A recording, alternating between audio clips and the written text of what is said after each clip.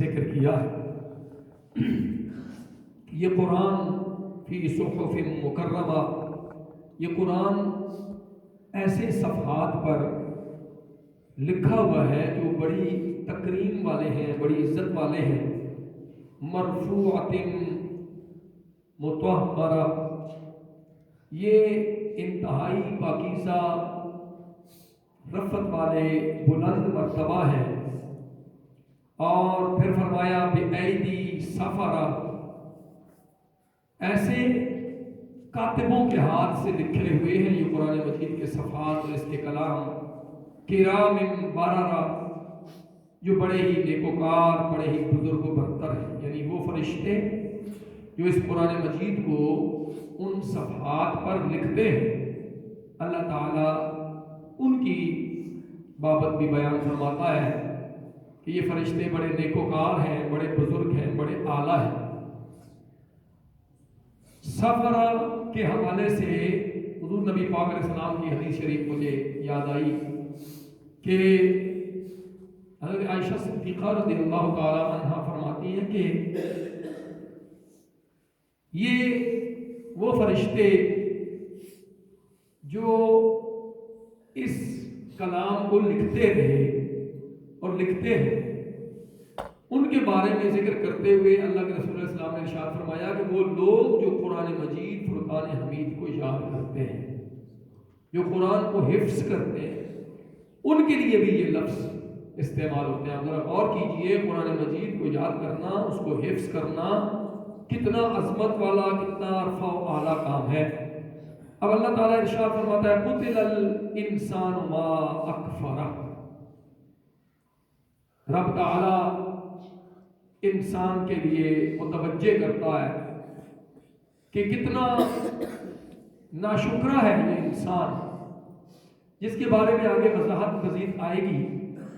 قتل الانسان ما اکفرہ، برباد ہو جائے وہ انسان جو کفر کرتا ہے، جو انکار کرتا ہے، اور انسان کتنا احسان فراموش ہے۔ یہ آیت مبارکہ، اس کی شان نزول جو بیان کی جاتی ہے، مختلف مفسرین نے ذکر کیا کہ ایک تو یہ کہ یہ کفار کے بارے میں، کافر لوگ حضور رحمت عالم صلی اللہ علیہ وسلم کی بارگاہ میں بیٹھنے والے جو لوگ ہوتے تھے، ابتداً آپ دیکھیے نا، وہ کمزور لوگ تھے بظاہر، ان کے پاس مالی وسائل کم تھے، ان کے پاس ظاہری طاقت جو تھی وہ کم تھی، تو لوگ تمسخر اڑاتے، لوگ ان کا استہزاء اڑاتے۔ اور ایک روایت کے مطابق ابو لہب کا بیٹا، اس کے حوالے سے یہ آیت مبارکہ نازل ہوئی ہے۔ بٹھا دیں کہ نہیں بٹھا دیں بھائی، چھوڑ دیں بٹھا لیں۔ اس کے حوالے سے یہ نازل ہوئی ہے کہ کتنا منکر ہے وہ انسان، غارت ہو جائے وہ انسان جو احسان فراموشی کرتا ہے۔ اب احسان اللہ آگے گنوا رہا ہے کہ اللہ نے احسان کیا کیے اور انسان نے کس طرح اس احسان کی، اس کو فراموش کر دیا۔ عتبہ، ایک روایت یہ ہے کہ جب سورہ والنجم اذا ہوا ما ضل صاحبکم وما غوا، یہ سورہ مبارکہ نازل ہوئی تو عتبہ ابو لہب کا بیٹا تھا، تو اس نے کہا میں باقی قرآن کو تو مانتا ہوں لیکن میں اس سورت کو نہیں مانتا۔ اب ظاہر ہے کہ جو آدمی قرآن کے کسی حصے کو نہیں مانتا وہ کافر ہے، اس کا اسلام سے کیا تعلق؟ اللہ کے محبوب علیہ السلام کی زبان سے سخت الفاظ نکلے کہ یا اللہ اپنے مخلوق میں جو مخلوق میں سے ایک بڑا کتا اس پر نازل کر دے، اس کو چیر پھاڑ کے رکھ دے۔ حضور اللہ کے بد دعا نہیں کرواتے تھے، لیکن جلال کے پہلو بھی تو ہوتے ہیں نا کہیں۔ حضور جلال کی کیفیت میں یہ الفاظ حضور رحمت عالم صلی اللہ علیہ وآلہ وسلم کی زبان اقدس سے یہ لفظ نکلے۔ امام قرطبی نے اس کو روایت کیا، لیکن اس کے ساتھ ساتھ امام احمد نے اسی چیز کو کسی اور انداز میں روایت کیا۔ فرمایا کہ ایک دن اس نے حضور صلی اللہ علیہ وسلم سے تو اللہ کے رسول صلی اللہ علیہ وسلم کی زبان سے یہی لفظ نکلے. وہ ایک شام کے سفر کی طرف جب وہ گیا تو مانتے تو نہیں تھے، ایمان تو نہیں لاتے تھے حضور پر، لیکن ان کو یہ یقین تھا کہ محمد بن عبداللہ صلی اللہ علیہ وسلم کی زبان سے جو لفظ نکلتے ہیں وہ ہو بہو پورے ہوتے رہتے ہیں. جو زبان سے الفاظ ادا ہو جائیں وہ باہر صورت پورے ہو کر رہتے ہیں.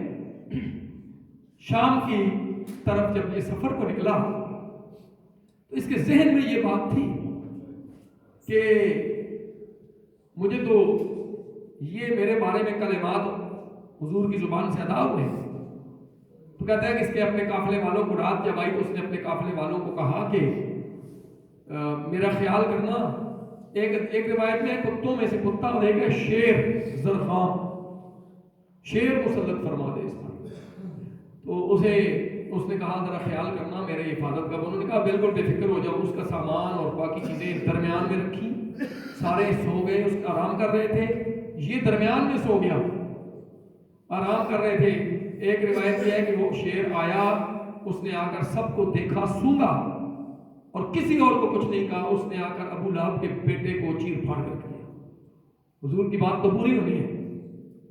اب بعض نے کہا کہ یہ آیت مبارکہ قتل الانسان ما اکفر، غارت ہو جائے، برباد ہو جائے وہ آدمی، کتنا احسان فراموش ہے. حضور کے ساتھیوں کے ساتھ تمسخر کرتے، استہزاء اڑاتے، مذاق کرتے، جملے کستے. اللہ کی غیرت یہ گوارا نہیں کرتی کہ جو میرے اور میرے نبی کے ہیں ان پر کوئی استہزاء کرے، ان کا استہزاء اڑائے، مذاق اڑائے. اب اللہ آگے ذکر کر رہا ہے. اللہ تعالیٰ ارشاد فرماتا ہے من ای شیء خلقہ، میرے نبی کے ساتھ بیٹھنے والوں کا مذاق اڑانے والوں، تم نے کبھی غور کیا ہے من ای شیء خلقہ، اللہ نے تمہیں کس چیز سے تخلیق کیا ہے؟ میں اور آپ، ہمارے لیے بھی یہ پیغام ہے، میں اور آپ اس بات پر غور کریں. اللہ رب العزت نے ہمیں کس چیز سے تخلیق کیا ہے؟ اگر ہم اپنی تخلیق پر ہی غور کر لیں، آپ یقین کیجئے غرور اور تکبر اور بڑائی اور عظمتوں کا احساس ہمارا فنا ہو جائے گا، مٹ جائے گا، ختم ہو جائے گا. اللہ قرآن میں فرماتا ہے من ای شیء خلقہ، تم نے کبھی غور کیا ہے اپنی تخلیق پر، اپنی پیدائش پر کہ تم پیدا کیسے ہوئے ہو؟ اللہ نے تمہیں کیسے، کس چیز سے تمہیں پیدا کیا ہے؟ اللہ خود جواب دیتا ہے من نطفہ، تم ایک نطفے سے، پانی کی ایک بوند سے پیدا ہوئے ہو. ہم سمجھ سکتے ہیں یہ بات. پانی کا وہ ایک قطرہ، پانی کی وہ ایک بوند جس سے اللہ نے ہمارے وجود کو اٹھایا. اگر وہ ہمارے کپڑوں پہ لگ جائے ہم ناپاک ہو جاتے ہیں. ہمارے جسم سے وہ پانی کی بوند باہر نکلے ہم پر غسل واجب ہو جاتا ہے. ہم پانی کے اس ایک قطرے سے پیدا ہوئے ہیں. اللہ فرماتا ہے تم میرے نبی کے ساتھ بیٹھنے والوں کا استہزاء اڑاتے ہو، تم اپنے آپ کو بڑائی کا تم ہوا سمجھتے ہو، تم اپنے آپ کو بڑا خیال کرتے ہو. سنو اور غور کرو من ای شیء خلقہ، تمہیں تمہارے رب نے کس چیز سے تخلیق کیا ہے؟ من نطفہ، پانی کے ایک قطرے سے تمہیں اللہ تعالیٰ نے تخلیق کیا. انسان آج تکبر کرتا ہے، کوئی مال کے ذوم میں ہے، کوئی جائیداد کے ذوم میں ہے، کوئی اولاد کے ذوم میں ہے، کوئی کس تکبر میں مبتلا ہے، کوئی کس تکبر میں مبتلا ہے. اللہ تعالیٰ ہمیں ہماری تخلیق کی طرف متوجہ کرتا ہے کہ جب بھی کبھی تکبر تمہارے ذہن میں آئے، جب بھی کبھی تم غرور کی سیڑھیاں چڑھنے لگو، جب بھی کبھی تمہارے دل میں بڑائی کا احساس پیدا ہو، جب بھی تم یہ سمجھو کہ ہم بہت بلا چیز ہیں، اللہ فرماتا ہے بس میرے قرآن کی صرف اس ایک آیت پہ غور کرنا، تمہارا تکبر دور ہو جائے گا، تمہارے غرور کے بت پاش ہو جائیں گے. من ای شیء خلقہ من نطفہ، اللہ فرماتا ہے تمہیں تو ہم نے ایک گندے قطرے سے پیدا کیا ہے. تمہاری حیثیت یہ ہے. امام حسن بصری رحمۃ اللہ تعالیٰ علیہ نے یہ ارشاد فرمایا کہ وہ انسان کیسے تکبر کر سکتا ہے. عام فہم بات کی ہے، انسان کیسے تکبر کر سکتا ہے؟ وہ انسان جس کو ایک دن میں کئی بار بیت الخلاء واش روم جانا پڑتا ہے اپنی گندگیوں کو صاف کرنے کے لیے، اپنی گندگی کو اپنے جسم سے الگ کرنے کے لیے، وہ انسان کئی مرتبہ دن میں واش روم جاتا ہے، بیت الخلاء جاتا ہے. ایسا انسان تکبر کرے گا جس کے وجود کے اندر گندگیاں موجود ہیں؟ ان کو صاف کرنے کے لیے، طہارت حاصل کرنے کے لیے، پاکیزگی حاصل کرنے کے لیے وہ انسان واش روم کی طرف دوڑتا نظر آتا ہے، اس انسان کو کیسے تکبر کیا جا سکتا؟ اللہ نے ہمیں یہ سمجھایا، اللہ نے ہمیں ہماری تخلیق کی طرف متوجہ کیا، اور اس کے ساتھ ساتھ اللہ نے اپنی توحید کی بات ہمیں سمجھائی ہے کہ لوگوں، وہ اللہ ہے جس نے تمہیں ایک قطرے پانی کے ایک قطرے سے بوند سے پیدا کیا ہے۔ پھر اللہ فرماتا ہے کیسے؟ خلقہ فقدر، اللہ فرماتا ہے پھر اسے ہم نے پیدا کیا، فقدر، پھر ہم نے ہر چیز اندازے سے بنا دی۔ پانی کا ایک قطرہ ماں کے رحم میں جاتا ہے، وہاں پہ انسان کی تخلیق کا عمل شروع ہوتا ہے، انسان کے اعضاء، اللہ رب العزت فرماتا ہے ہر چیز فقدر، ہم نے ہر چیز اندازے سے بنائی۔ دیکھیے ہم اپنے وجود پہ، اللہ ایک طرف ہمیں اپنے وجود، اللہ سمجھانے کے لیے دو انداز یاد رکھیے قرآن مجید میں اختیار فرماتا ہے ہمیشہ۔ ایک ہماری جسے کہتے ہیں نا اندر کی کیفیت، اندرونی کیفیت، انر ہماری جو کیفیت ہے وہ، اور دوسری ہے بیرونی کیفیت، یعنی ایک اللہ ہمیں ہمارے سر سے لے کے پاؤں تک اور ہمارے اندر کے سارے نظام کو متوجہ کر کے اللہ ہمیں اپنی بڑائیوں کو بتاتا ہے کہ میں وہ ہوں جس نے تمہیں یہاں سے لے کے پاؤں کے ناخنوں تک بنایا، میں وہ ہوں جس نے تمہیں تمہارے وجود کے اندرونی اعضاء کو تخلیق کیا، اندرون کو تخلیق کیا۔ اور اللہ کبھی باہر کی طرف، بیرون کی طرف، اللہ رب العزت جو ہے وہ ہمیں ایکسٹرنل ماحول جو ہے ہمارا اس کی طرف متوجہ کرتا ہے کہ میں نے تمہیں یہ بنا دیا۔ اب بالکل یہاں پہ دونوں چیزوں کا اللہ ذکر کرنے لگا ہے۔ اللہ فرماتا ہے میں وہ ہوں خلقہ فقدر، جس نے تمہیں تخلیق کیا، پیدا کیا، اور پھر ہر چیز اندازے سے بنائی۔ کیا ہمارا ناک بہت بڑا ہے؟ ہمارا سر بہت چھوٹا ہے؟ ہماری انگلیاں کئی میٹر کی ہے؟ ہمارے پاؤں 2 گز کے ہیں؟ ہمارے بازو جو ہیں وہ بہت چھوٹے ہیں؟ اب میں اور آپ صرف جتنے لوگ ہم بیٹھے ہوئے ہیں ہم اپنے اوپر غور کر لیں کہ اللہ نے ہمیں کتنا شاندار انداز میں تخلیق کیا ہے، کتنی شاندار انداز میں۔ اور کئی بار دیکھتے ہیں نا ہم، کوئی بندہ ہوتا ہے جس کی جسامت میں تھوڑا بہت فرق ہوتا ہے، ہم اسے کیا کہتے ہیں؟ یہ اسپیشل پرسن ہے، یہ معذور ہے۔ کسی کا سر بڑا ہو تو عجیب سا لگتا ہے، کسی کے بازو چھوٹے ہوں عجیب لگے گا، کسی کے پاؤں بہت لمبے ہوں عجیب لگے گا، کسی کی ناک بہت موٹی ہو عجیب لگے گی، کسی کی ناک بہت لمبی ہو عجیب لگے گا، کسی کے دانت باہر نکلے ہو عجیب لگے گا، کسی کے دانت چھوٹے ہو عجیب لگے گا، کسی کے کان بہت بڑے ہو عجیب لگے گا۔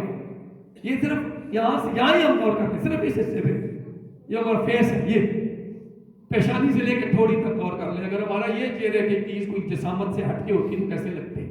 اللہ کہتا ہے فقدر، وہ رب ہے جس نے تمہیں پانی کے ایک قطرے سے پیدا کیا، اور پھر اللہ کہتا ہے ہم نے اس پانی کے قطرے سے تمہیں تخلیق کیا۔